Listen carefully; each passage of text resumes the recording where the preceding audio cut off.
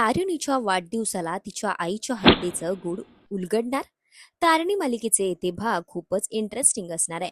तारिणी मालिकेत एका बाजूला तारिणी आणि केदार यांच्यातला छान रोमॅन्टिक क्षण पाहायला मिळणार आहे, तर तारिणीचा वाढदिवस असल्यामुळे घरात आनंदाचं वातावरण असायला हवं होतं.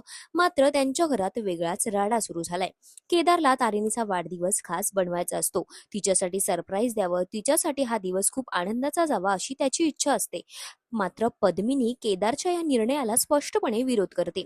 तारिणीचा वाढदिवस आहे, त्यामुळे तिच्या माहेरचे लोक तिचा वाढदिवस साजरा करतील असं रागाने पद्मिनी केदारला म्हणते.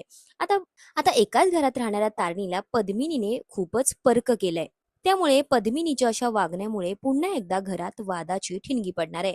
पण आता इतकं होऊनही केदार तारिणीचा वाढदिवस कशा पद्धतीने साजरा करणार हे आपल्याला येणाऱ्या भागात पाहायला मिळेलच. पण आता तारिणी तिच्या वाढदिवसाच्या दिवशी एका पोलीस अधिकाऱ्याचा फोटो हातात घेऊन भावूक झालेली पाहायला मिळते.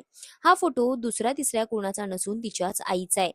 तारिणीच्या आईचे निर्घृण खून झाला असून या खुनामागे नेमकं कोण आहे याचा शोध घेण्याचा निर्णय आता तारिणीने खूपच मनाशी पक्का केलाय. आईला आठवत तारिणी खूप भावूक होते आणि ती शपथ घेते की जोपर्यंत तिच्या आईचा खुनाचा गुन्हेगार सापडत नाही तोपर्यंत ती वाढदिवस साजरा करणार नाही. आता तारिणीच्या आयुष्यात आईच्या खुनाचं सत्य शोधण्याचा नवा प्रवास सुरू झालाय. पण आता तिच्या आईच्या खुनाचा गुन्हेगार नेमका कोण, कोणाकोणाची नावं यामध्ये समोर येणार, हे सगळं आपल्याला येणाऱ्या भागात पाहायला मिळणार आहे.